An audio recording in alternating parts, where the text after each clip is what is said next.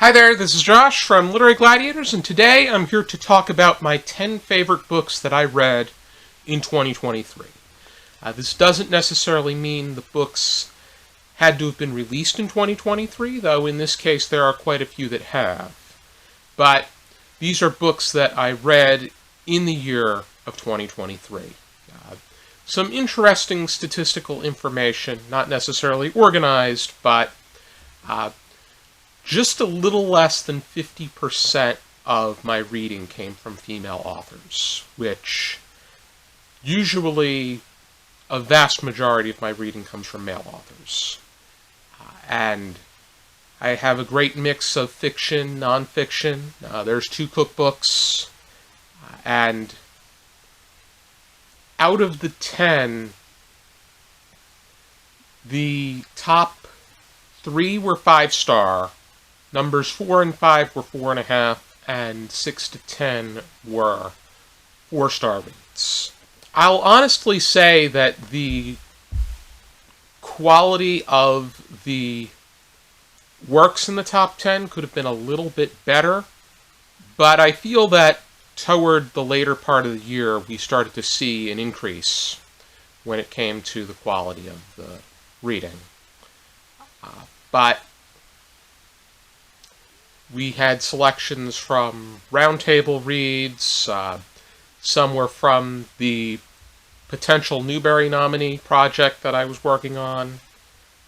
The cookbooks are me trying to dip into my own cooking more, and so that's what inspired some of it, and we're going to hop right into the list.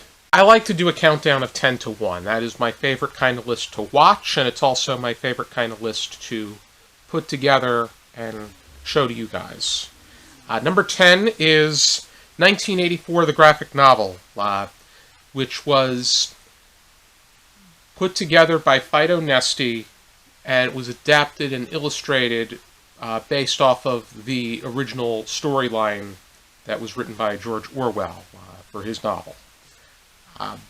We read this as part of the 3rd roundtable read graphic text option. This was Charlie's selection. And I think that this book does a great job helping you, the reader, understand the original text better. I think that one should definitely read the original novel, but I think that this gave me a clearer understanding. Even though I have some gripes as far as the execution of particular details was concerned, but I think that the tone that this illustration put together was quite appropriate. I do not have a physical copy of number 9 on my list because I borrowed it from the library, but number 9 on my list is How to Stand Up to a Dictator by Maria Ressa. Maria Ressa is a co-founder of the news-based website known as Rappler, based in the Philippines. Ressa was charged on several accounts for cyber libel and other related infractions that pertain to her exercising her rights, but doing so against the laws of the Philippines, where what we see as the First Amendment, one's right to freedom of the press, is not as strong as it is in the United States. Ressa won the Nobel Peace Prize in 2021. I had the honor to meet her when she was inducted into the Toms River Regional Hall of Fame in 2022. And she does a great job telling her story and weaving it with particular lessons that she wants people to know, and provides them with the tools that they need in order to think about and then act against injustices. And a lot of the information that she shared had to do with strategies and actions that websites have done in order to manipulate the way that people think. I really admired her stories and her wisdom. My one concern has to do with the fact that she could have gone a little bit further. It didn't completely scratch the surface, but I also feel that this book could have been limited by what HarperCollins may have allowed for her to write about, or if she did write about it, what they were allowed to publish. But I think that as a base piece, setting out what it's intending to do, I think that it was a really good book. Number 8 is The Cuisine of Hungary by George Lang. I got this at a flea market 15 years ago for free, and this has to do with the culinary and regional history of Hungary, which at the time covered a greater deal of ground. This was when Transylvania was still part of Hungary. Transylvania is now part of Romania. But this book also shares a multitude of recipes in various categories, anywhere from soups and salads to each particular meat dish to desserts, and in particular strudels and cookies. I think that George Lang does a great job demonstrating an eloquent yet conversational tone when it comes to being able to share this information with me, the reader. And I think that he really helps make Hungarian cuisine easier to understand. I also like his use of anecdotes that he shares with many of the recipes. And I think these are good quality recipes, and even if they're a little bit aged in their nature, because this book came out in 1971, this book makes for good quality cooking. I cooked some of these meals for Thanksgiving proper, and the dinner and dessert proved to be a hit. Number 7 on my list is Secret Lives of Great Artists by Elizabeth Lunday. And this book includes short biographies about various artists, starting with Jan van Eyck and goes all the way to Andy Warhol.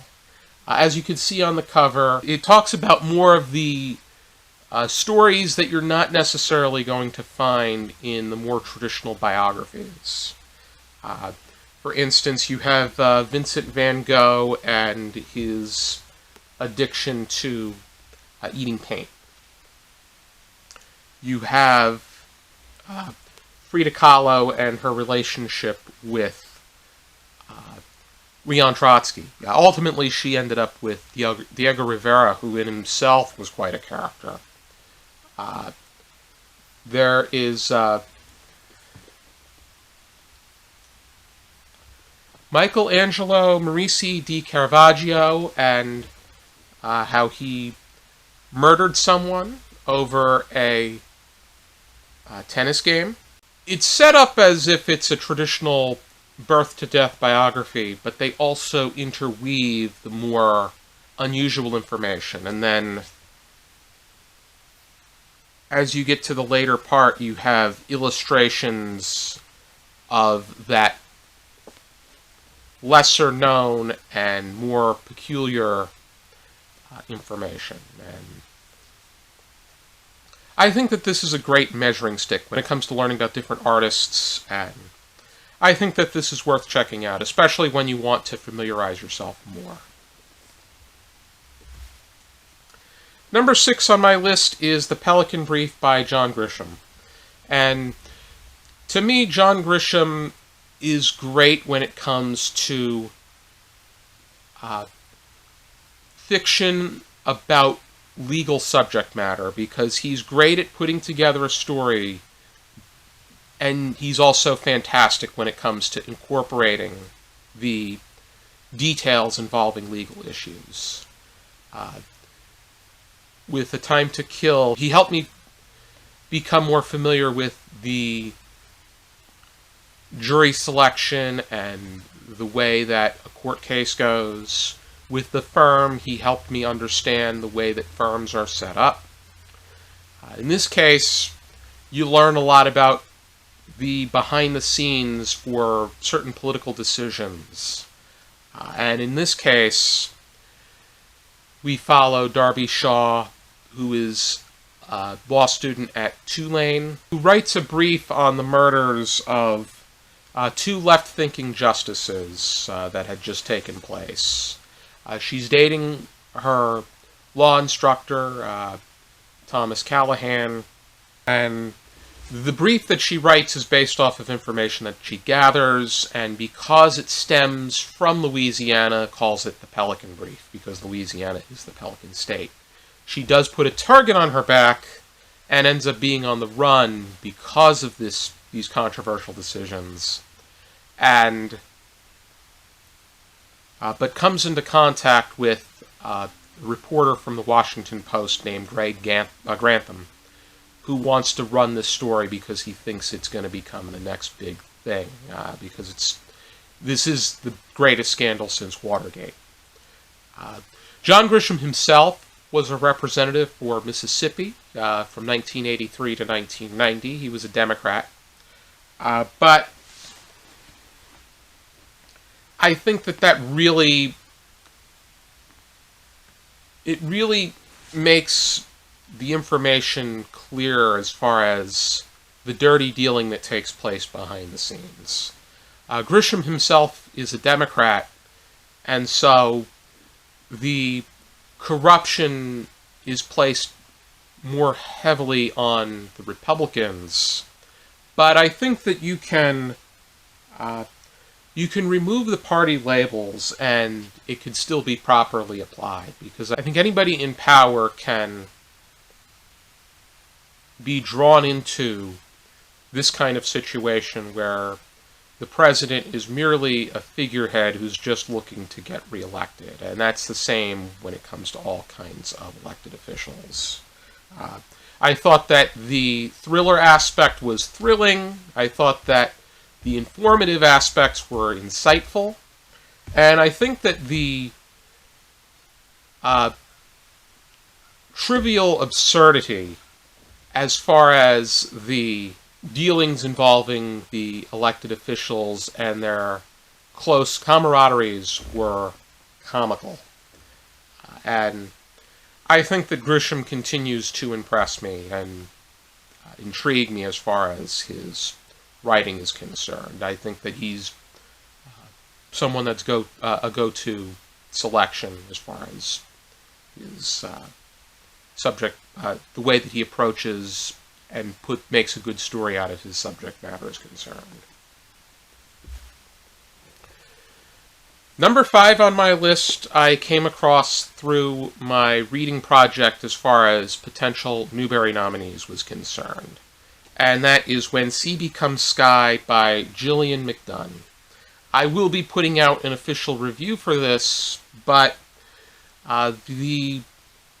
this book is a first-person account from a character named Rebecca Wheeler. She goes by Bex, B-E-X.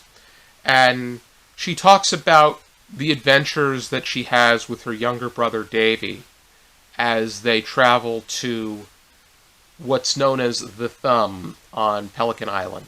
They really like the natural habitat that lives there, be it the plant life or the animals, and the ability to interact with their otter friends and the crabs that are there as well. But during the summer there is a drought. They come across a statue that leads to mystery, and they're looking to build a bridge to connect the main the main part of the land to this island, so that it can create a tourist attraction. I think that the strength of this book doesn't just lie in the sibling relationship between Bex and Davy, but it also lies in the art and craft of storytelling. I think that McDonne does an amazing job being able to interweave a story, and also taking risks that I have seen crash and burn, but I think that she does a fine job being able to make it happen.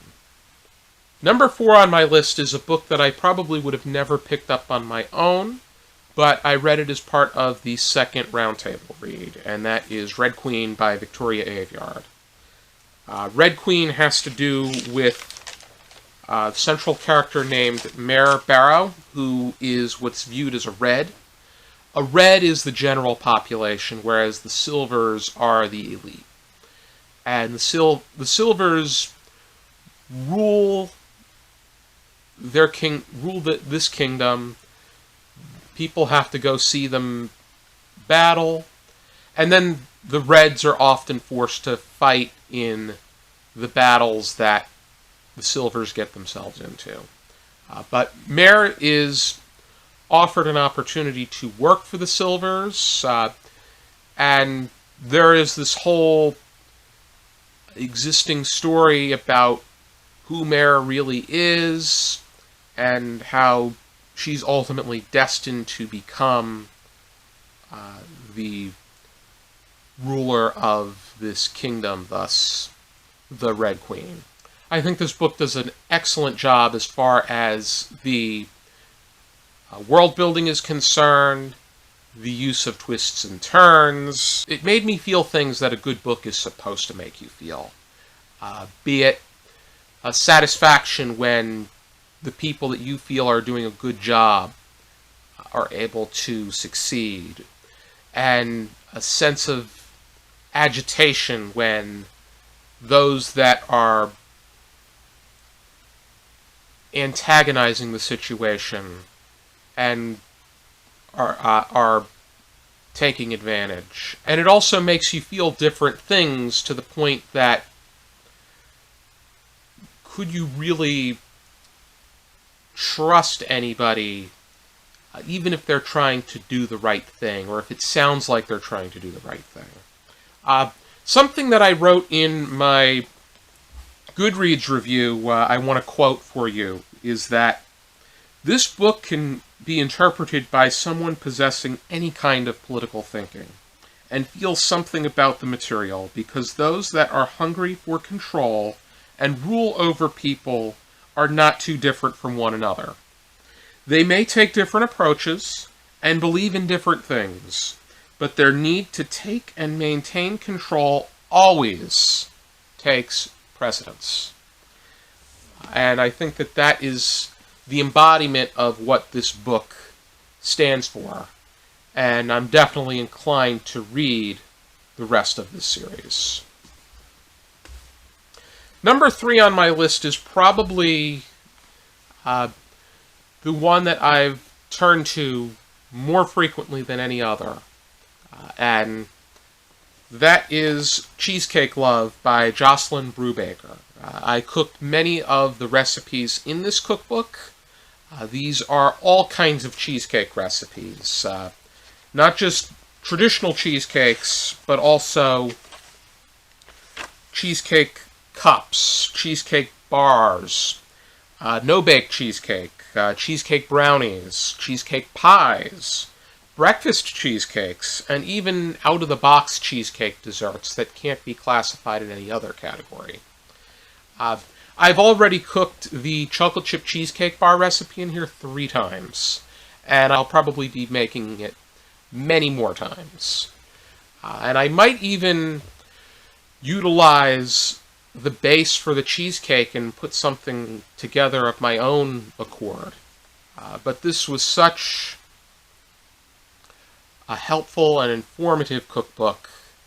I'm definitely planning to utilize it more, and I think this is my go-to cookbook as far as cheesecake is concerned. Number 2 on my list is A First Time for Everything by Dan Santat. I finished this book in 3 hours. This is a graphic memoir about Dan Santat's trip to Europe that he took right after he graduated middle school and right before he went into high school. He went to 5 different countries. He went to France, Switzerland, Germany, Austria, and Britain. And he engages in adventures such as trying and loving Fanta, trying and loving fondue, meeting his first girlfriend, interacting with friends of his, going to Wimbledon. The official nature of this book is somewhat reimagined as far as sequence is concerned, but his interactions and his feelings for everybody in this book, even if he had to change the names, were accurate. Because he wanted to put together a fine and flowing story. I think that if any book captures coming to age, I think this is the book. And I loved the clear and the honest illustrations. I think that he was clever when it came to incorporating a perception of a situation where he made it more fantastical, but all of the feelings that he had were true and accurate. He also did a fine job sorting out information. He did a fine job clarifying flashbacks. And I think that his illustration embodies that of a Caldecott winner, which he was. I think these were great characters, this was a great story, this was a great graphic memoir. And I find that I've been very fortunate when it comes to graphic memoirs, because Mouse by Art Spiegelman, Persepolis by Marjane Satrapi, They Called Us Enemy by George Takei, they were all winners, and it now makes me more inclined to check out more works within this category. And number 1 on my list, the best book that I read in 2023 was What Happened to Rachel Riley by Claire Swinarski. And this book pertains to Anna Hunt having just moved from Chicago to Madison, Wisconsin, and being assigned to do an unessay, which we could do anything for this social issues class as long as it wasn't an essay. So, seeing what has perspired from school events, she's inspired to do a podcast about a fellow student named Rachel Riley and her fall from grace. And it also covers the repercussions that come with doing something as controversial as this. I thought that this book did an excellent job as far as methods of storytelling were concerned, to the point that this is revolutionary as far as making evident a good story using methods of this nature is concerned. This includes general first person on Anna's account, emails, texts, posters, podcast submissions, letters, flyers, among others. And I think that this book should be standard as far as telling the story that it sets out to tell is concerned. Because there's also a great deal of conversation that one can have with the text as far as its approach to that subject matter is concerned. And it makes readers think, and I think that it's good to present this to them at an age where they have the ability to stop and think about what kind of things happen around this time, what kind of things they could be doing, and how to either prevent them from happening or reverse course is concerned. But I love the character development in this piece. I think that I liked how honestly these characters were fleshed out, and I especially cared and felt empathetic toward those that were looking to do good or were shunned for trying to do good. I think that this book really shows that everybody has an imperfection somewhere, but what matters is that you do the best you can, be the best person you can possibly be, and be able to acknowledge, correct, and move on from mistakes. And just be the best person you can possibly be with,